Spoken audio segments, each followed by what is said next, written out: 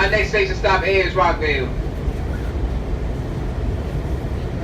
Everything looks clear and steady on the road, on the railroad. So let's sit back, enjoy this trip through town. And I hope everyone have a wonderful morning. And we always thank you for riding Metro Rail. So, in your own words, how was the March for Our Lives important to you?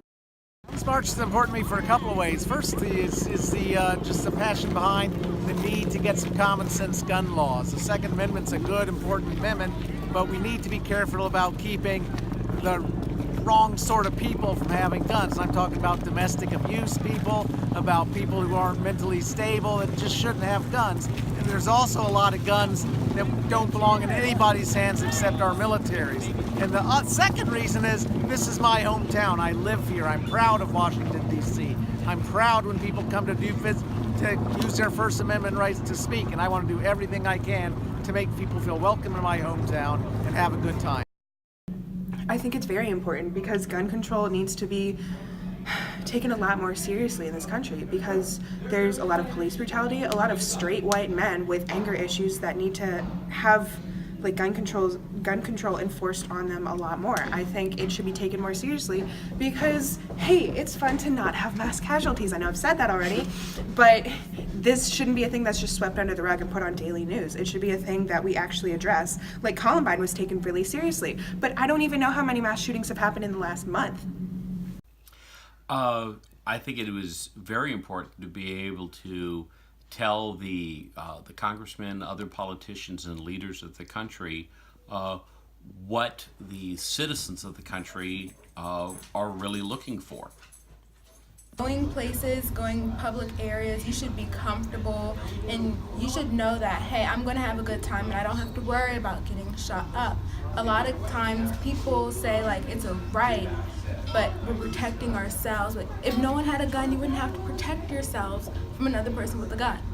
So it's kind of pointless to say, hey, I need a gun to protect myself from someone else, when they're saying the same thing about you. Whereas if no one had guns, if the right people, only the right people had them when needed, it would be a non-issue, which is why I found it important. Also, I liked how it emphasized Black Lives Matter and, you know, urban violence, because that's also important. It's something that people of color have been complaining about for a while.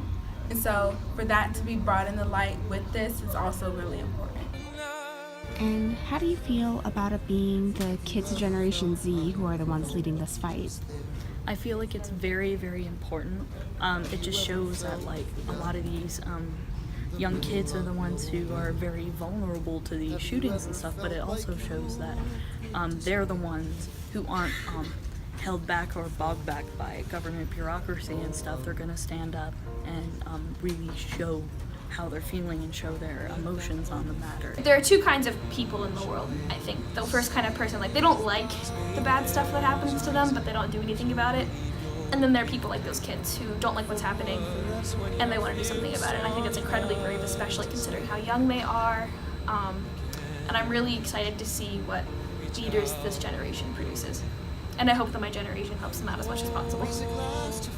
It feels like I have safety in good hands because they know and I know, like, as someone that's had a school shooting in my own school, I'm a huge advocate for for gun control, and I just think that safety of our students comes first and it needs to be addressed. The shadows, the morning is fading, and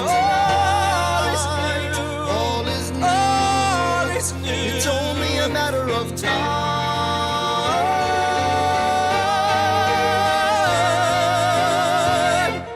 Even when the dark comes crashing through, when you need a friend to carry you, when you're broken on the ground, you will be found.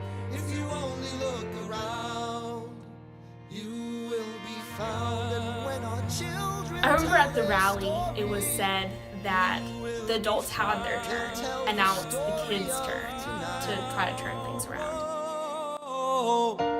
No matter what they tell you, tomorrow there'll be more of us telling the story of tonight. the story of tonight.